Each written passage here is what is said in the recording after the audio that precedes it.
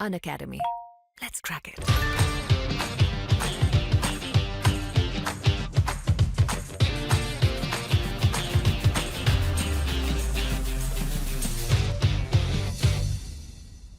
चलिए अब हम पढ़ने वाले हैं मध्य प्रदेश की जलवायु से संबंधित जो टॉपिक है वो हम पढ़ेंगे मध्य प्रदेश के अंतर्गत। इसके पहले हमने दो चीज़ें कवर कर ली हैं, यानी कि मध्य प्रदेश के बारे में बेसिक इंट्रोडक्शन और साथ में हमने देखे थे पुनर्गठन और जो संभाग है और जिले उनसे संबंधित चीज़ें हमने यहाँ पे देख ली हैं।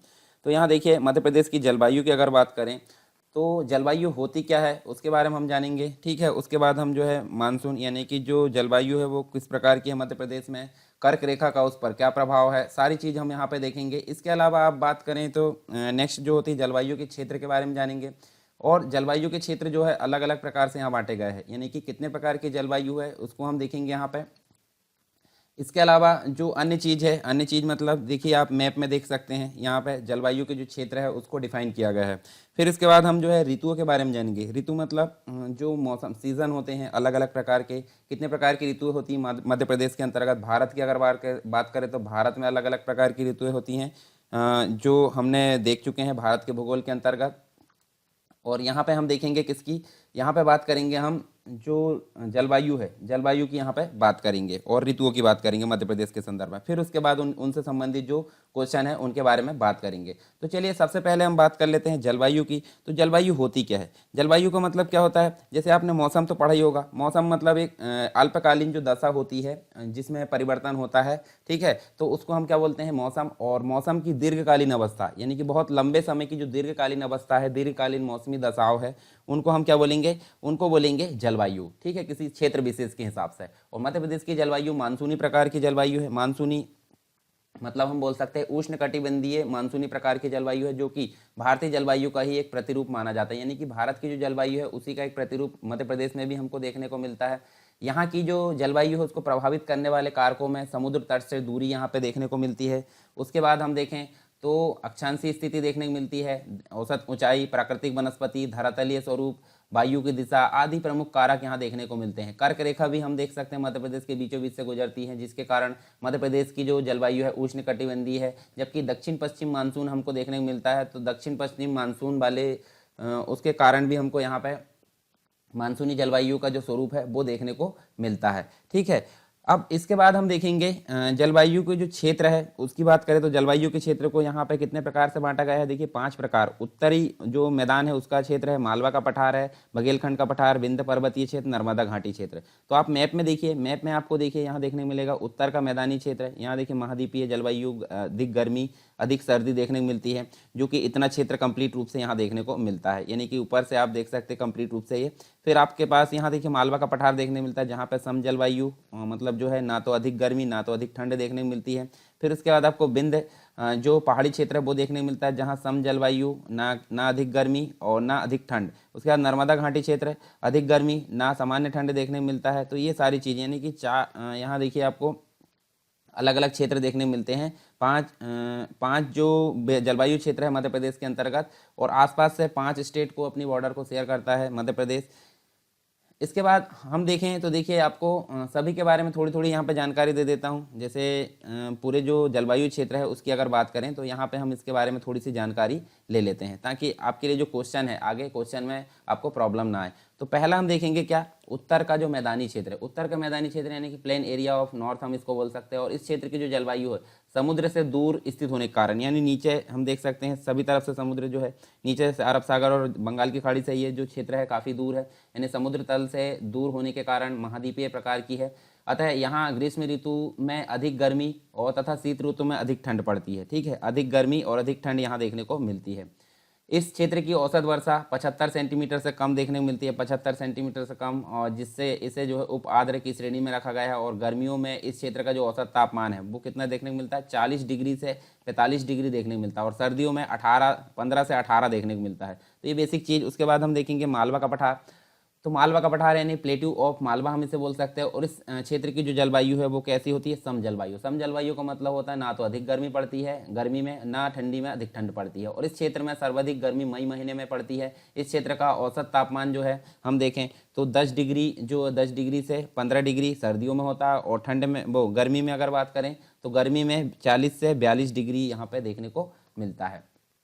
इसके बाद यहाँ पर जो है सर्वाधिक वर्षा अरब सागर से चलने वाली मानसूनी पवनों से होती है और इस क्षेत्र में वर्षा दक्षिण पूर्व क्षेत्र से उत्तर पूर्व की ओर यहाँ पर घटते जाती है। उसके बाद नेक्स्ट आपको दिखता है बघेलखंड जो क्षेत्र है, बघेलखंड का पठार आपको यहाँ कहीं देखने को मिलता है। तो बघेलखंड का जो पठार है उसकी अगर बात करें यहाँ, तो यहाँ जो होता है बघेलखंड के पठार में जलवायु मानसूनी प्रकार की है और यहाँ ग्रीष्म ऋतु में गर्मी जो है उष्णार्ध एवं शीत ऋतु में सर्दी सामान्य एवं शुष्क होती है। यहाँ ग्रीष्म ऋतु का औसत तापमान हम देखें तो हमको 35 डिग्री सेल्सियस के आसपास देखने को मिलता है और शीत ऋतु में 12 डिग्री सेल्सियस के आसपास देखने को मिलता है। बघेलखंड पठार की औसत वार्षिक वर्षा जो है 125 सेंटीमीटर देखने को मिलती है और इन क्षेत्रों में सोन नदी का प्रवाह तंत्र देखने को मिलता है। यहाँ पे क्या है, सोन नदी का प्रवाह तंत्र है। इस क्षेत्र की औसत ऊंचाई लगभग 400 मीटर है। फिर उसके बाद आता है एक विंध्य पर्वतीय क्षेत्र। तो यहाँ पे विंध्य पर्वतीय क्षेत्र देखने को मिलता है और इस पर्वतीय क्षेत्र में ग्रीष्म ऋतु में ना तो अधिक गर्मी पड़ती है, ना ही शीत ऋतु में अधिक ठंड पड़ती है, इसलिए इसे स्वास्थ्य वर्धक क्षेत्र भी कहा जाता है। विंध्य पहाड़ी क्षेत्र को स्वास्थ्य वर्धक क्षेत्र भी कहा जाता है। पचमढ़ी एवं अमरकंटक जो है इसी क्षेत्र के अंतर्गत आते हैं। जो ये क्षेत्र है इसी क्षेत्र के अंतर्गत आते हैं। अरब सागर तथा बंगाल की खाड़ी दोनों शाखाओं से यहाँ बारिश होती है। फिर एक होता है नर्मदा घाटी क्षेत्र। तो नर्मदा घाटी क्षेत्र जो होता है ग्रीष्म ऋतु में अधिक गर्मी तथा शीत ऋतु में सामान्य ठंड यहाँ होती है। ऐसा इसलिए होता है क्योंकि यहाँ जो है कर्क रेखा के समीप है और यहाँ अधिकतम तापमान मई में तथा न्यूनतम तापमान दिसंबर में रहता है। जो चट्टान है, चट्टान वाला क्षेत्र होने के कारण ग्रीष्म ऋतु में 46% के आसपास यहाँ 46 से 50% के आसपास तापमान रहता है और यहाँ की जो वर्षा है, वर्षा सामान्यतः है कितनी होती है, लगभग 60 से 142 सेंटीमीटर के आसपास होती है और यहाँ नदी भी हमको देखने को मिलती है, नर्मदा नदी, ठीक है, दूधी नदी, तवा नदी, शक्कर नदी, ये सभी यहाँ पे देखने को मिलती है इस क्षेत्र में। तो ये कुछ बेसिक चीज़ हो गई इससे संबंधित, जलवायु से संबंधित। उसके बाद हम देख लेते हैं यहाँ पे ऋतुओं से संबंधित। ऋतु होती क्या है, एक समय काल में जो है मौसम में परिवर्तन होता है, उसको हम क्या बोलेंगे, ऋतु। ऋतु मतलब सीजन होता है, ठीक है, सेशन हम इसको बोल सकते हैं। तो मध्य प्रदेश में ऋतुओं से संबंधित जो आंकड़े हैं, आंकड़ों को एकत्रित करने वाली जो वेधशाला है वो कहाँ देखने को मिलती है, वो देखने को मिलती है आपको कहाँ, इंदौर, ठीक है, मध्य प्रदेश की वाणिज्यिक राजधानी, औद्योगिक राजधानी जिसे हम बोलते हैं। तो यहाँ पे आपको इसकी वेधशाला देखने को मिलेगी और यहाँ पे इसके द्वारा जो है 3 ऋतुओं में बांटा गया है मध्य प्रदेश की ऋतुओं को। तो कौन कौन सी है, ग्रीष्म ऋतु है, वर्षा ऋतु है, शीत ऋतु। तो ग्रीष्म ऋतु का मतलब क्या होता है, समर सीजन इसको बोलते हैं। और ग्रीष्म ऋतु जो होता है मध्य मार्च से यहाँ पे प्रारंभ होती है। मध्य मार्च से प्रारंभ होकर जून मध्य तक ये चीज़ें देखने को मिलती है। प्रदेश का अधिकतम तापमान जो है कहाँ पे देखने को मिलता है, मई महीने में देखने को मिलता है। समताप रेखा ग्रीष्म ऋतु में प्रदेश को 2 बराबर भागों में विभक्त करती है और मध्य प्रदेश का जो अधिकतम तापमान है वो कितना होता है, 42 डिग्री सेल्सियस, 42.5 डिग्री सेल्सियस तक पहुँच जाता है। इस ऋतु में धूल भरी तेज आंधी चलती है। तो धूल भरी तेज आंधी चलती है उसको क्या बोला जाता है, सामान्यतः उसको लू बोला जाता है। लू जो होता है गर्म हवा है, जिसके कारण जो है काफ़ी हेल्थ में भी प्रभाव पड़ता है और इसमें आकाश साफ रहता है। और मध्य प्रदेश में ग्रीष्म ऋतु क्या बोला जाता है, ग्रीष्म ऋतु को मध्य प्रदेश में यूनाला बोला जाता है। याद रखिए आगे क्वेश्चन आने वाला है, यूनाला इसको बोला जाता है। दूसरी होती है वर्षा ऋतु। वर्षा ऋतु मतलब rainy season. Rainy season Madhya Pradesh में वर्षा जो होती है कहाँ से शुरू होती है, जून मध्य से शुरू होकर कब तक चलती है, अक्टूबर मध्य तक, ठीक है। अब हालांकि ये जो है कभी भी कुछ भी चेंज हो जाता है, तो आपको नॉर्मली याद रखना जून मध्य से लेकर अक्टूबर मध्य तक ये चलती है। और इस प्रदेश में वर्षा जो होती है बंगाल की खाड़ी और अरब सागर दोनों क्षेत्रों से या दोनों शाखाओं से होती है। नॉर्मली वर्षा की अगर बात करें तो 112 सेंटीमीटर के आसपास इसमें वर्षा होती है और मध्य प्रदेश के पूर्वी भाग में पश्चिमी भाग की अपेक्षा अधिक वर्षा होती है। पश्चिमी भाग की अपेक्षा यानी कि जो गुजरात है, गुजरात वाले क्षेत्र की अपेक्षा पूर्वी भाग में ज़्यादा वर्षा होती है, बंगाल की खाड़ी वाली जो है उसमें पवनों के कारण। और मध्य प्रदेश में सबसे अधिक वर्षा कहाँ होती है, होशंगाबाद यानी कि पचमढ़ी के अंतर्गत, ठीक है, पचमढ़ी, जो कि आगे क्वेश्चन देखने मिलेगा 199 सेंटीमीटर के आसपास। और भिंड मतलब टॉप में आप देख सकते हैं, वहाँ पे आपको सबसे कम वर्षा देखने को मिलेगी 55 सेंटीमीटर। प्रदेश की भौतिक संरचना के भौतिक संरचना के कारण यहाँ औसत जो वर्षा है, वार्षिक वर्षा, उसमें भी स्थानीय भिन्नता पाई जाती है। और मध्य प्रदेश के पहाड़ी एवं पठारी क्षेत्र में भी वार्षिक अधिक वर्षा जो होती है अधिक होती है।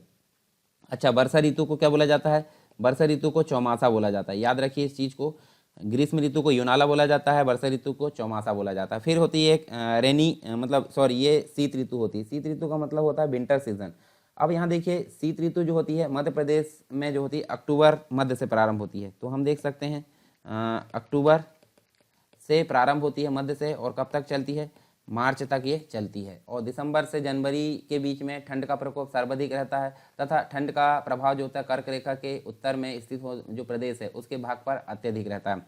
फिर शीत ऋतु जो होती है मध्य प्रदेश के उत्तर पश्चिमी क्षेत्रों में पश्चिमी विक्षोभ के कारण हल्की वर्षा यहाँ पे होती है। ठीक है, पश्चिमी विक्षोभ के कारण हल्की वर्षा होती है, उसको बोला जाता है मावठ, याद रखना है, मावठ बोला जाता है। और रबी की फसल है उसके लिए काफ़ी इंपॉर्टेंट होती है। और यहाँ औसत तापमान देखें तो 15 से लेकर 18 डिग्री सेल्सियस के आसपास रहता है। और शीत ऋतु को क्या बोला जाता है? शीत ऋतु को स्याला बोला जाता है। ठीक है, तो तीनों ऋतु के बारे में आपको पता चल गया। पहली चीज यूनाला ग्रीष्म ऋतु को, चौमासा वर्षा ऋतु को, और सियाला शीत ऋतु को। और शीत ऋतु में जो बारिश होती है उसको बोला जाता है मावठ, जो कि रबी की फसल के लिए काफ़ी इंपॉर्टेंट होती है।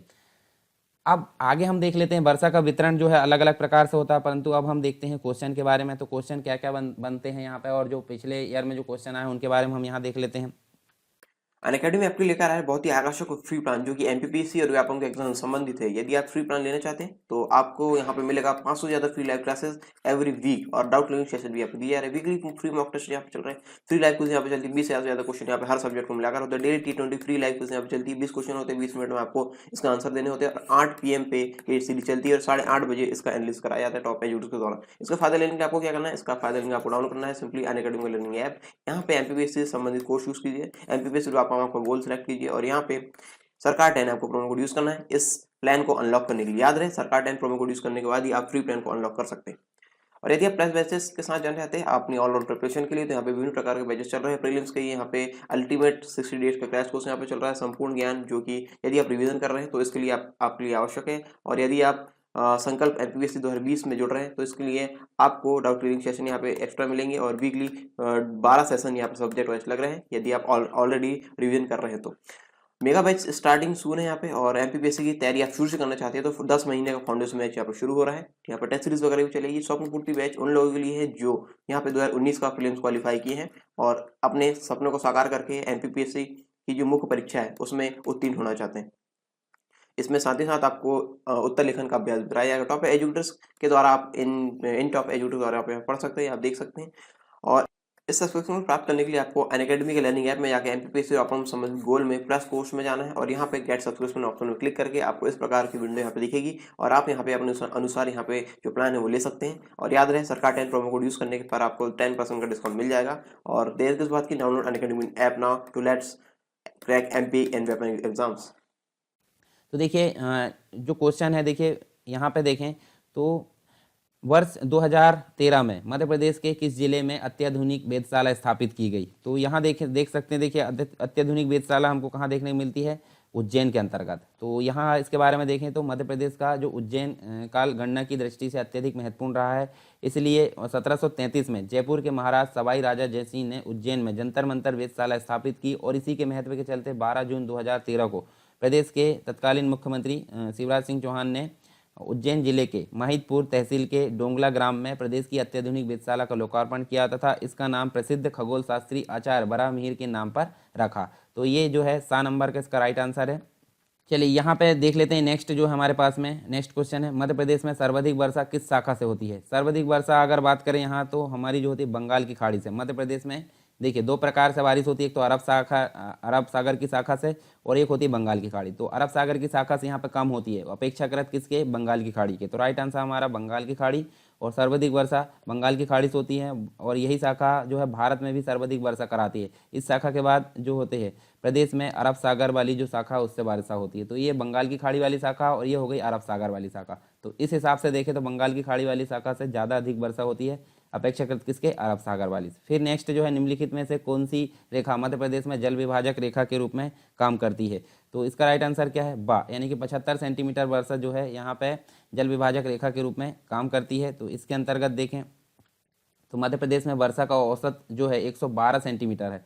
पूर्वी और पश्चिमी मध्य प्रदेश के मध्य 75 सेंटीमीटर, पूर्वी और पश्चिमी यानी कि 75 सेंटीमीटर वर्षा। और वर्षा रेखा को प्रदेश की जल विभाजक रेखा भी कहा जाता है, जो प्रदेश के सीधी जबलपुर तथा सिवनी जिले से गुजरती है। तो सीधी कहाँ पे? सीधी यहाँ पे है, ठीक है, उसके बाद जबलपुर है, ठीक है, और उसके बाद यहीं पे सिवनी है। तो इससे होकर यह गुजरती है।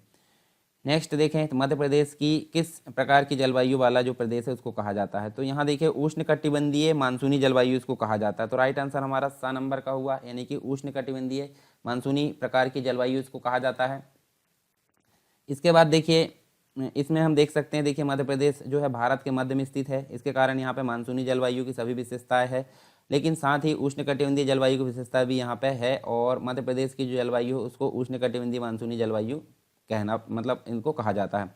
फिर मध्य प्रदेश की जलवायु को उष्णकटिबंधीय स्वरूप प्रदान करने की जो है उसके लिए कौन सा कारक उत्तरदायी है।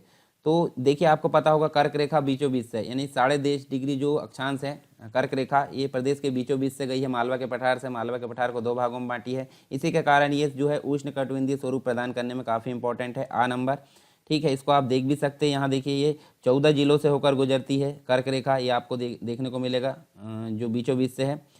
और इसी के कारण कर्क रेखा के कारण ही यहाँ पे क्या होता है, दक्षिण पश्चिम मानसून से प्राप्त होने वाली वर्षा इसे मानसूनी जलवायु का स्वरूप भी प्रदान करती है। फिर नेक्स्ट क्वेश्चन है, मध्य प्रदेश की जो जलवायु है इसके अनुसार प्रदेश में कितनी ऋतुएं पाई जाती है। तो ऋतु आपको पता है 3 ऋतुएं पाई जाती है। कौन कौन सी? ग्रीष्म ऋतु, वर्षा ऋतु, फिर शीत ऋतु।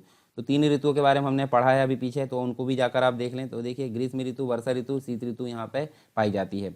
अलग अलग नाम से भी उनको पुकारा जाता है। जलवायु के आधार पर मध्य प्रदेश को कितने भागों में बांटा गया है। तो मध्य प्रदेश को यहाँ पे कितने भागों में बांटा गया है जलवायु के आधार पर? 1 हो गई, ठीक है, 2 हो गई, 3 हो गई और 4 हो गई। तो ये 12 नंबर का हमारा राइट आंसर है। और कौन कौन से? उत्तर का मैदान है मालवा का पठार, विंध्य पहाड़ी प्रदेश और नर्मदा घाटी। ये 4 प्रकार से हमको देखने को मिलेगा। उसके बाद देखिए इस क्षेत्र में ग्रीष्म ऋतु में अत्यधिक गर्मी तथा सर्दी में साधारण ठंड देखने को मिलती है। तो इसका हम देख सकते हैं कि क्या देखने को मिल रहा है। देखिए ग्रीष्म ऋतु में अत्यधिक गर्मी और सर्दी में साधारण ठंड, हमने नर्मदा घाटी के बारे में पढ़ा था। तो ये आप देखिए यहाँ पे ये क्षेत्र जो है देखिए अधिक गर्मी ना सामान्य ठंड, ठीक है। तो ये चीज़ हमको देखने को मिलती है। तो ये नर्मदा घाटी जो है कर्क रेखा के निकट स्थित है, इसके कारण ये स्थिति यहाँ पे देखने को मिलती है। और यह घाटी जो है विंध्याचल तथा सतपुड़ा पर्वत के मध्य स्थित है। फिर मध्य प्रदेश के किस क्षेत्र में, मध्य प्रदेश के किस क्षेत्र की जो जलवायु है उसको सम जलवायु कहा जाता है। तो ये जो है मालवा की पठार की जो जलवायु है, यानी कि ना तो अधिक ठंड में ठंड पड़ती है, ना ही गर्मी में अधिक गर्मी पड़ती है। तो इसलिए मालवा के पठार की जलवायु को सम जलवायु कहा जाता है। यहाँ देखिए हम देख सकते हैं मालवा की जो जलवायु है ये आपको देखने मिलेगी सम जलवायु, यानी कि ना अधिक गर्मी ना अधिक ठंड देखने को मिलती है। उसके बाद देखिए यहाँ पे मध्य प्रदेश जो है मध्य प्रदेश में ऋतुओं को अन्य नामों से भी जाना जाता है। तो अन्य नाम यानी कि देखिए युनाला गर्मी को बोला जाता है, चौमासा बारिश को बोला जाता है, यानी वर्षा को, और सियाला शीत ऋतु को। तो तीनों सही है, तीनों सही यानी कि उपरोक्त सभी, यानी कि द नंबर का हमारा राइट आंसर है। सूर्य का उत्तरायण होने से प्रदेश में क्या परिवर्तन होगा। सूर्य के उत्तरायण होने से प्रदेश में क्या परिवर्तन होगा। तो ये आप देख सकते हैं, देखिए उत्तरायण होने से तापमान धीरे धीरे बढ़ने लगता है।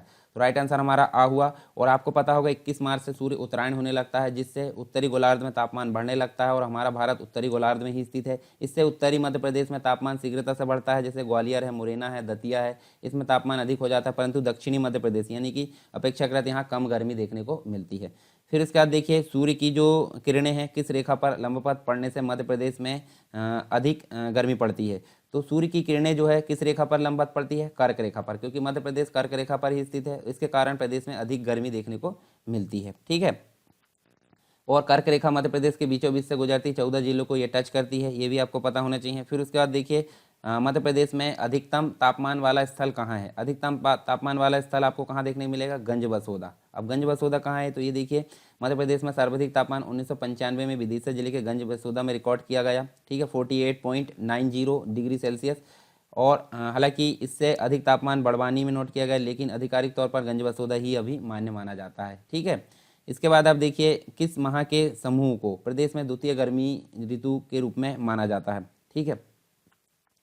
तो जब वर्षा ऋतु खत्म हो जाती है तो उसके बाद आप देख सकते हैं सॉरी ये जो है यहाँ सितंबर से अक्टूबर, मतलब सितंबर के समय आप देख सकते हैं सेकंड गर्मी इसको बोला जाता है। बहुत अधिक तीव्र जो गर्मी है, तीव्र मतलब कटीली धूप टाइप हम देखें तो वो पड़ती है यहाँ पे। तो इसके कारण इसको द्वितीय गर्मी की संख्या दी गई है सितंबर अक्टूबर को, ठीक है।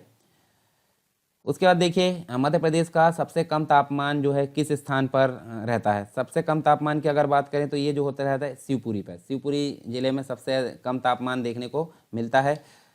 अब यहाँ देखिए ग्वालियर व दतिया में भी तापमान अन्य जिलों की अपेक्षा कम रहता है। शीत ऋतु में मध्य प्रदेश के उत्तर पश्चिमी क्षेत्र में तापमान 7 डिग्री से 10 डिग्री तक भी पहुँच जाता है। उसके बाद मध्य प्रदेश में सर्वाधिक वर्षा जो है, सर्वाधिक वर्षा किस स्थान पर होती है। सर्वाधिक वर्षा होशंगाबाद जिले के पचमढ़ी क्षेत्र में यहाँ सबसे अधिक वर्षा देखने को मिलती है, महादेव की पहाड़ी में, जहाँ 199 सेंटीमीटर के आसपास जो है वर्षा देखने को मिलती है। और ये होशंगाबाद जिले के अंतर्गत आता है।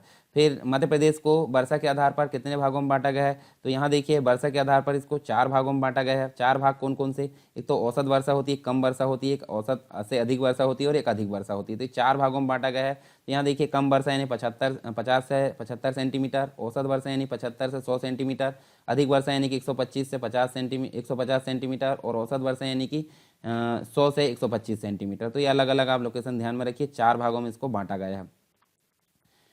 निम्नलिखित जिलों के समूह में से कौन सा समूह निम्न वर्षा वाले क्षेत्र के अंतर्गत आता है। तो आपको भिंड वाला एरिया दिख गया, यानी कि भिंड वाला आपका ऑप्शन लगाना है, क्योंकि भिंड सबसे अधिक यहाँ पे गर्मी जो है पड़ती है और यहाँ देख सकते हैं हम, देखिए निम्न वर्षा यहाँ देखने को मिलती है। ठीक है, तो मध्य प्रदेश के भिंड, मुरैना, ग्वालियर, श्योपुर, नीमच, मंदसौर, रतलाम, शिवपुरी आदि जिलों में निम्न वर्षा वाला क्षेत्र आता है और रीवा, सतना, सीधी औसत से कम वर्षा वाले क्षेत्र में आते हैं। बालाघाट, सिवनी जिले, छिंदवाड़ा जिले जो है औसत से अधिक वर्षा वाले क्षेत्र में आता है। उसके बाद मध्य प्रदेश में वर्षा के औसत संबंध में जो कथन है वो आपको ध्यान में रखना। तो देखिए यहाँ पे 75 सेंटीमीटर से कम वर्षा वाला क्षेत्र निम्न वर्षा, तो ये बिल्कुल सही है। फिर उसके बाद 75 से 100 सेंटीमीटर वाला जो औसत से कम वर्षा, बिल्कुल सही है। 100 सेंटीमीटर जो वर्षा है वो मध्य प्रदेश की औसत वर्षा बिल्कुल नहीं, ये 112 है यहाँ पे। ठीक है, तो ये हमारा कैंसिल हो गया। 125 से 150 औसत से अधिक, तो 1, 2 और 4 सही है, यानी कि द नंबर का हमारा राइट आंसर है। अब यहाँ देखिए जो 112 है वो यहाँ पे औसत वर्षा होती है और निम्न वर्षा के क्षेत्र में प्रदेश की सबसे कम वर्षा वाला स्थान और तथा औसत से अधिक वर्षा वाले स्थान में सर्वाधिक वर्षा वाला स्थान यहाँ पे आता है। फिर मध्य प्रदेश का न्यूनतम वर्षा वाला स्थान कौन सा है, तो आपको पता है ये भिंड, हम बार बार देख रहे हैं, भिंड इसका राइट आंसर है। यहाँ देखिए औसत वर्षा आपको 112 मिलेगी, जबकि अधिकतम वर्षा 199 यानी 200 के आसपास और लगभग यहाँ पे होती है। और प्रदेश के भिंड में सबसे कम यानी 55 सेंटीमीटर होती है। ग्वालियर, नीमच, मुरैना में ये भी कम वर्षा वाले क्षेत्र के अंतर्गत आते हैं। मध्य प्रदेश में शीत ऋतु में लौटने वाले मानसून में होने वाली जो वर्षा है, तो शीत ऋतु में जो वर्षा मानसून मतलब लौटते हुए मानसून के माध्यम से जो होती है उसको क्या बोलते हैं, इसको बोलते हैं मावठ, और ये रबी की फसल के लिए काफ़ी इंपॉर्टेंट होती है। ठीक है, ये आपको ध्यान में रखना है। मतलब सूखा मौसम, कोहरा, स्वच्छ तापमान मतलब आकाश तापमान गिरावट, वायु की मंद गति के कारण वर्षा जो होती है और पाला यहाँ पे पड़ता है और इसी के कारण ये काफ़ी इंपॉर्टेंट होती है रबी की फसल के लिए। मध्य प्रदेश में ऋतु संबंधी जानकारी जुटाने वाली जो वेधशाला है वो कहाँ स्थित है, तो मैंने बताया था इंदौर में स्थित है। ठीक है, इंदौर मतलब मध्य प्रदेश की औद्योगिक राजधानी में। उसके बाद अब देखिए यहाँ पे जो नेक्स्ट क्वेश्चन है, मध्य प्रदेश का सर्वाधिक वर्षा वाला स्थान किस पठार में अवस्थित है। तो सर्वाधिक वर्षा वाला स्थान आप देख सकते हैं यहाँ पे है, यानी कि ये क्या है, ये सतपुड़ा है। तो सतपुड़ा मेकल जो श्रेणी है वो यहाँ पे देखने को मिलेगा, इसका राइट आंसर है। ठीक है, 199 यानी कि पचमढ़ी में सबसे अधिक वर्षा यहाँ पे होती है। उसके बाद देखिए मध्य प्रदेश में शीत ऋतु का समय कौन सा होता है। शीत ऋतु मतलब होता है जो मतलब एक प्रकार से मध्य अक्टूबर से लेकर मध्य अक्टूबर या फिर नवंबर, यहाँ आप ऑप्शन में देखिए तो मार्च से जून के बीच में गर्मी रहती है, जुलाई से अक्टूबर के बीच में वर्षा रहती है। तो बचा क्या, ये वाला बचा था, यानी कि नवंबर से फरवरी, यानी कि अक्टूबर से फरवरी हम देख सकते हैं। तो ये शीत ऋतु का मौसम होता है। तो राइट आंसर हमारा कौन सा हुआ, सा नंबर का। और आप ये समय भी देख सकते हैं, मार्च से जून गर्मी, जून से अक्टूबर यहाँ पे क्या होता है वर्षा, और अक्टूबर से मार्च यहाँ पे शीत ऋतु। हालांकि यहाँ देखिए नवंबर की जगह अक्टूबर होना था, कोई दिक्कत नहीं है, ऑप्शन में हम जैसा रहेगा वैसा उसके अनुसार आंसर लगा सकते हैं।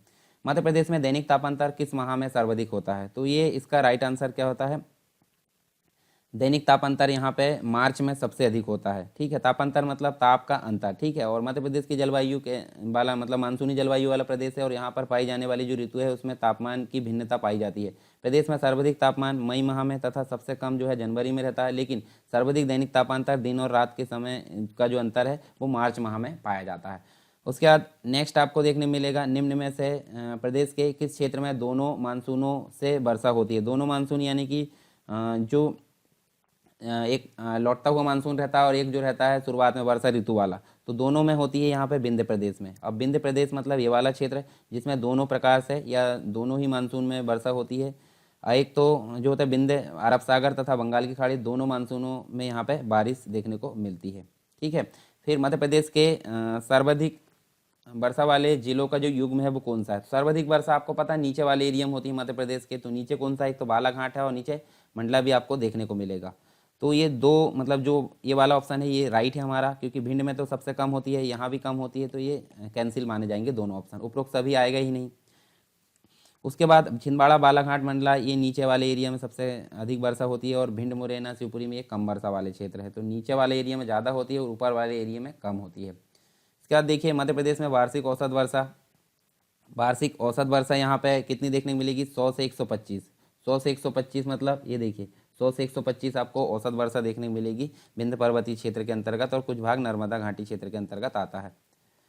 उसके बाद राज्य में ऋतु वेधशाला किस स्थान पर है, तो ऋतु वेधशाला आपको कहाँ देखने मिलेगी, इंदौर में, जिससे क्या होगा 3 प्रकार की ऋतुओं को उसने बांटा है। ठीक है, ग्रीष्म ऋतु, उसके बाद वर्षा ऋतु, उसके बाद शीत ऋतु। नेक्स्ट है मध्य प्रदेश के किस भाग में अधिक वर्षा होती है, तो किस भाग में होती है, ये वाले भाग में सबसे अधिक वर्षा होती है। यानी कि देखिए उत्तरी भाग कैंसिल हो गया, पश्चिमी कैंसिल हो गया, पूर्वी कैंसिल, तो बचा क्या, दक्षिणी इसका राइट आंसर है। उसके बाद यहाँ देखिए आपको ये सेंटीमीटर में भी देख सकते हैं, 140 सेंटीमीटर के लगभग देखने को मिलता है। और पश्चिमी की अगर बात करें, मतलब ये पूर्वी क्षेत्र की बात की जा रही है 140, और यहाँ पश्चिमी क्षेत्र की बात की जाए 75। ठीक है, तो दक्षिणी भाग में सबसे अधिक होता है 199 या 200 के आसपास। मध्य प्रदेश में न्यूनतम वर्षा कहाँ होती है, तो न्यूनतम वर्षा यहाँ देखने को मिलती है हमको क्या, मध्य प्रदेश में न्यूनतम वर्षा कहाँ देखने को मिलती है, सा यानी कि भिंड के गोहद क्षेत्र में, ऊपर वाला जो मध्य प्रदेश का क्षेत्र है यहाँ पे हमको न्यूनतम वर्षा देखने को मिलती है। ठीक है, और यहाँ जो वर्षा है 55 सेंटीमीटर के आसपास देखने को मिलती है। जबकि सबसे अधिक वर्षा आपको पचमढ़ी यानी कि होशंगाबाद क्षेत्र में, यानी जो सतपुड़ा वाला क्षेत्र है वहाँ पे सबसे ज़्यादा देखने को मिलती है। और औसत की अगर बात करें तो औसत आपको 112 सेंटीमीटर वर्षा देखने को मिलती है मध्य प्रदेश के अंतर्गत। फिर आप देखिए मध्य प्रदेश की जो जलवायु है वो कैसी है, तो मध्य प्रदेश की जलवायु आपको पता है मानसूनी प्रकार की जलवायु, और इसमें भी आपको उष्णकटिबंधीय मानसूनी जलवायु देखने को मिलती है, क्योंकि कर्क रेखा जो है मध्य प्रदेश को बीचों बीच से 2 भागों में अलग करती है। ठीक है, इस कारण यहाँ पे मानसूनी जलवायु, उष्णकटिबंधीय मानसूनी जलवायु पाई जाती है। किसी भी क्षेत्र में लंबे समय तक पाई जाने वाली जो ताप, वर्षा, वायु, आर्द्रता वाली जो उसकी मात्रा, अवस्था तथा गति की औसत रूप में पाए जाना, ये क्या कहलाती है, जलवायु। यानी कि मौसम की दीर्घकालीन दशाएं जो होती है जलवायु कहलाती है। और मध्य प्रदेश की जलवायु को उष्णकटिबंधीय स्वरूप प्रदान करने के लिए प्रदेश के मध्य से कर्क रेखा गुजरी हुई है, इसके कारण यहाँ पर उष्णकटिबंधीय जलवायु है। और दक्षिण पश्चिम मानसून से प्राप्त होने वाली जो वर्षा है इसे मानसूनी जलवायु का स्वरूप प्रदान करती है। नेक्स्ट क्वेश्चन है, मध्य प्रदेश में सबसे ज़्यादा वर्षा किससे होती है, तो सबसे ज़्यादा वर्षा जो है दक्षिण पश्चिम मानसून से यहाँ पे होती है, सबसे अधिक वर्षा। तो यहाँ देखिए यहाँ पर जो है प्रदेश के अरब सागर तथा बंगाल की खाड़ी दोनों में मानसून से वर्षा होती है। सर्वाधिक वर्षा दक्षिण पश्चिम मानसून से होती है और प्रदेश में मध्य जून से लेकर सितंबर तक वर्षा ऋतु कहलाती है। ठीक है, और वर्षा ऋतु को चौमासा बोला जाता है। दक्षिण पश्चिम मानसून से प्राप्त होने वाले जो वर्षा है उसमें प्रदेश की जो जलवायु उसको मानसूनी जलवायु स्वरूप प्रदान करती है। अब देखिए ये वाला जो भाग है ये वाला है अरब सागर वाला क्षेत्र, और ये वाला जो है बंगाल की खाड़ी। ठीक है, दक्षिण पश्चिम मानसून इधर और लौटता हुआ मानसून आपको इधर देखने को मिलता है। मध्य प्रदेश को कितने कृषि जलवायु क्षेत्र में बांटा गया है, तो यहाँ देख सकते हैं हम कृषि जलवायु क्षेत्र बोला गया है, ना कि जलवायु क्षेत्र ओनली की। तो यहाँ देखिए कृषि जलवायु क्षेत्र की अगर बात करें तो 11 भागों में इसको बांटा गया है। तो हम देख लेते हैं कौन कौन से वो 11 भाग है जिनमें हम देखें तो देखिए छत्तीसगढ़ का मैदान देखने को मिलेगा, छत्तीसगढ़ का उत्तरी पहाड़ी क्षेत्र देखने को मिलेगा, कैमूर पठार एवं सतपुड़ा पहाड़ी क्षेत्र देखने को मिलेगा, मध्य जो नर्मदा घाटी है, फिर विंध्य पर्वत क्षेत्र है, ग्रिड क्षेत्र है, बुंदेलखंड क्षेत्र है, सतपुड़ा पठार है, मालवा का पठार है, निमाड़ का मैदान है, उसके बाद झाबुआ पहाड़ी क्षेत्र। तो टोटल मिलाकर 11 कृषि जलवायु क्षेत्र में मध्य प्रदेश को बांटा गया है। इसके बाद देखिए मध्य प्रदेश में सर्वाधिक तापमान कहाँ अंकित किया गया है, तो ये आपका राइट आंसर है गंज बसोदा। मतलब जब आंकड़े एकत्रित किए गए थे तब, पर वर्तमान में चेंज हो गया है तो कोई दिक्कत नहीं। वैलिड आंकड़े हमको कहाँ देखने को मिलते हैं, गंज बसोदा के। तो गंज बसोदा ही आपको राइट आंसर यहाँ लगाना है। और यहाँ देखिए 48.7 डिग्री सेल्सियस यहाँ पे तापमान मापा गया था। ठीक है, और शिवपुरी में सबसे कम तापमान देखने को मिलता है। गंज बसोदा कहाँ पे है, गंज बसोदा विदिशा जिले की एक तहसील है। नेक्स्ट क्वेश्चन है मध्य प्रदेश में जो है कितने प्रकार की ऋतुएं पाई जाती है, ये जो है मध्य प्रदेश में 3 प्रकार की ऋतु है। 3 प्रकार की ऋतु कौन कौन सी, तो ग्रीष्म ऋतु है, ठीक है, जो कि मार्च से जून तक चलती है, वर्षा ऋतु जून से अक्टूबर तक चलती है, शीत ऋतु अक्टूबर से मार्च तक चलती है। ग्रीष्म ऋतु को युनाला बोला जाता है, वर्षा ऋतु को चौमासा बोला जाता है और शीत ऋतु को सियाला बोला जाता है। ये भी आपको याद रखना है। उसके बाद तापक्रम के आधार पर मध्य प्रदेश का अधिकांश भाग किस तापीय वर्ग के अंतर्गत आता है, तो ये जो है अति तापीय क्षेत्र के अंतर्गत मध्य प्रदेश आता है। और यहाँ देखिए मार्च में जो है सूर्य उत्तरायण होने लगता है, यानी कि गर्मी का प्रभाव बढ़ने लगता है। संपूर्ण मध्य प्रदेश में तापमान बढ़ने के कारण यहाँ पे देखिए कुछ कुछ भागों में जो है इसका वितरण असमान देखने को मिलता है। इस समय मध्य प्रदेश के उत्तरी भाग में औसत तापमान अधिकतम बढ़ता जाता है। उत्तरी भागों में मई का जो औसत मासिक तापमान है वो 42 डिग्री सेल्सियस के आसपास देखने को मिलता है। फिर देखिए जो हमने ऊपर पढ़े थे अभी AR सुब्रमण्यम, यानी कि AR सुब्रमण्यम और T श्रमन नारायण, इन्होंने तापमान व वर्षा के वितरण के आधार पर मध्य प्रदेश की जलवायु को कितने भागों में बांटा है, तो ये 3 भागों में इन्होंने बांटा है। तो ये राइट आंसर हमारा ब हो गया। और यहाँ देखिए 1991 में इन्होंने जो है इसका कैलकुलेशन किया था। तो अर्ध शुष्क तथा स्टेपी प्रकार की जलवायु, गर्म शीतोष्ण तथा जलवायु, जो वर्षा जलवायु और उष्णकटिबंधीय आर्द्र एवं शुष्क जलवायु, ये 3 प्रकार है जिसमें इन्होंने बांटा है। नेक्स्ट क्वेश्चन है, निम्न में से कौन से महीने से मध्य प्रदेश में सर्दियाँ शुरू हो जाती है। सर्दी मतलब शीत ऋतु शुरू हो जाती है। तो ये नवंबर के माह में ये जो है शुरू हो जाती है। तो राइट आंसर हमारा ए हुआ। और उपोष्ण कटिबंधीय जलवायु है मध्य प्रदेश की, जिसके अनुसार 3 ऋतुएं यहाँ पे पाई जाती है, ग्रीष्म, वर्षा और शीत ऋतु। तो ग्रीष्म ऋतु, वर्षा ऋतु कब कब शुरू होती है वो आपको यहाँ पे देखने को मिलेगा। मध्य प्रदेश के निम्नलिखित क्षेत्रों में कौन से क्षेत्र में जो है मानसून के दौरान सबसे कम वर्षा होती है। तो यहाँ पे जो है उत्तर पश्चिमी जो क्षेत्र है, यहाँ पे मानसून के दौरान सबसे कम वर्षा होती है। और ये जो है मध्य प्रदेश उष्णकटिबंधीय जलवायु वाला क्षेत्र है। अधिकांश उत्तर भारत की तरह यहाँ भी ग्रीष्म ऋतु यानी मार्च से जून के बाद जो है मानसून की वर्षा यानी जुलाई से सितंबर और फिर अपेक्षाकृत शुष्क शरद ऋतु यहाँ पे देखने को मिलती है। इसके दक्षिण पूर्वी जिलों में भारी वर्षा, कुछ स्थानों पर जो है 2100 मतलब जो है यहाँ देख सकते हैं हम, देखिए 2150 मिलीमीटर यानी कि 84.6 इंच बारिश देखने को मिलती है। और पश्चिमी और उत्तर पश्चिमी जिलों में 1000 मिलीलीटर यानी कि 39.4 यहाँ पे देखने को मिलता है, या इससे कम भी हमको बारिश यहाँ पे देखने को मिलती है। फिर इसके बाद देखिए निम्न में से किस जिले में जो है गांवों को क्लाइमेट स्मार्ट विलेज प्रोजेक्ट में सम्मिलित किया गया है। तो इसका राइट आंसर यहाँ पे सतना, ठीक है, सतना जो है इसका राइट आंसर है। और यहाँ देख सकते हैं, देखिए मध्य प्रदेश सरकार द्वारा आगामी जो 6 वर्ष है उसमें 1100 ऐसे क्लाइमेट स्मार्ट विलेज विकसित करने की योजना है, जिसका उद्देश्य किसानों को जलवायु परिवर्तन के खतरे जैसे कि बाढ़ है, अकाल है और इससे संबंधित जो भी समस्या है उनसे निपटने के लिए तैयार करना है, ताकि कृषि का गुणवत्तापूर्ण उत्पादन और उत्पादकता सुनिश्चित हो सके। साथ ही इन 1100 गाँवों का चयन 11 एग्रो क्लाइमेट जोन्स में प्रत्येक 100 गाँव को लेकर किया जाएगा। वर्तमान समय में इस प्रोजेक्ट के तहत मध्य प्रदेश के सतना जिले, सीहोर, राजगढ़ इन जिलों के गाँवों को यहाँ पर शामिल किया गया है। फिर उसके बाद देखिए यहाँ पे मध्य प्रदेश में जो है कितने प्रमुख मौसम होते हैं। तो मध्य प्रदेश में यहाँ पे 3 यानी कि ऋतुएं 3 होती है। कौन कौन सी? ग्रीष्म होती है, वर्षा होती है और शीत ऋतु होती है। तो ये तीनों आपके सामने यहाँ पे दिया है। तो ये हमारे कंप्लीट यहाँ पे जलवायु से रिलेटेड सारे क्वेश्चन और कुछ बेसिक कॉन्सेप्ट हमने देखे। और जो बाकी का टॉपिक है, मतलब बाकी के जो टॉपिक है, हम इसके बाद एक एक करके कंप्लीट करते जाएंगे। अनअकैडमी आपके लेकर आया है बहुत ही आकर्षक और फ्री प्लान जो कि एमपीपीएससी और व्यापम के एग्जाम से संबंधित है। यदि आप फ्री प्लान लेना चाहते हैं तो आपको यहाँ पे मिलेगा 500 से ज्यादा free live classes every week और डाउट क्लियरिंग सेशन भी आपको दिया जा रहा है। वीकली फ्री मॉक टेस्ट यहाँ पे चल रहा है, फ्री लाइव क्विज यहाँ पे चलती है, 20 से ज्यादा क्वेश्चन यहाँ पे हर सब्जेक्ट को मिलाकर होता है। Daily T20 free live quiz यहाँ पे चलती है, 20 क्वेश्चन होते हैं, 20 मिनट में आपको इसका आंसर देने होते हैं। और 8 PM पे ये सीरीज चलती है और 8:30 बजे इसका एनालिसिस कराया जाता है टॉप एजुकेटर्स के द्वारा। इसका फायदा लेने के लिए आपको क्या करना है? इसका फायदा लेने आपको डाउनलोड करना है सिंपली अनअकैडमी लर्निंग ऐप। यहाँ पे एमपीपीएससी से संबंधित कोर्स यूज कीजिए, एमपीपीएससी आपका गोल सेलेक्ट कीजिए और यहाँ पे सरकार 10 आपको प्रोमो कोड यूज करना है इस प्लान को अनलॉक करने के लिए। याद रहे, सरकार 10 प्रोमो कोड यूज करने के बाद ही आप फ्री प्लान को अनलॉक कर सकते हैं। और यदि आप प्लस बैचेस के साथ जाना चाहते हैं अपनी ऑल राउंड प्रिपरेशन के लिए, तो यहाँ पे विभिन्न प्रकार के बैचेस चल रहे हैं। प्रीलिम्स के यहाँ पे अल्टीमेट 60 डेज का क्रैश कोर्स यहाँ पे चल रहा है, संपूर्ण ज्ञान, जो कि यदि आप रिवीजन कर रहे हैं तो इसके लिए आपके लिए आवश्यक है। और यदि आप संकल्प एमपीपीएससी 2020 में जुड़ रहे हैं तो इसके लिए आपको डाउट क्लियरिंग सेशन यहाँ पे एक्स्ट्रा मिलेंगे और वीकली 12 सेशन यहाँ पे सब्जेक्ट वाइज लग रहे हैं यदि आप ऑलरेडी रिवीजन कर रहे हैं तो। मेगा बैच स्टार्टिंग सून है यहाँ पे। और एमपीपीएससी की तैयारी आप शुरू से करना चाहते हैं तो 10 महीने का फाउंडेशन बैच यहाँ पे शुरू हो रहा है। यहाँ पे टेस्ट सीरीज वगैरह भी चलेगी। स्वप्न पूर्ति बैच उन लोगों के लिए है जो यहाँ पे 2019 का प्रीलिम्स क्वालिफाई किए हैं और अपने सपनों को साकार करके एमपीपीएससी की जो मुख्य परीक्षा है उसमें उत्तीर्ण होना चाहते हैं।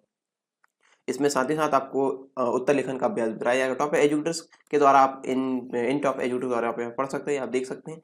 और इस सब्सक्रिप्शन को प्राप्त करने के लिए आपको अनअकैडमी के लर्निंग ऐप में जाकर एमपीपीएससी और अपने संबंधित गोल में प्लस कोर्स में जाना है और यहाँ पे गेट सब्सक्रिप्शन ऑप्शन में क्लिक करके आपको इस प्रकार की विंडो यहाँ पे दिखेगी और आप यहाँ पे अपने अनुसार यहाँ पे जो प्लान है वो ले सकते हैं। और याद रहे, सरकार 10 प्रोमो कोड यूज करने के पर आपको 10% का डिस्काउंट मिल जाएगा। और देर किस बात की, download Unacademy app now to let's crack MP and Vyapam exams.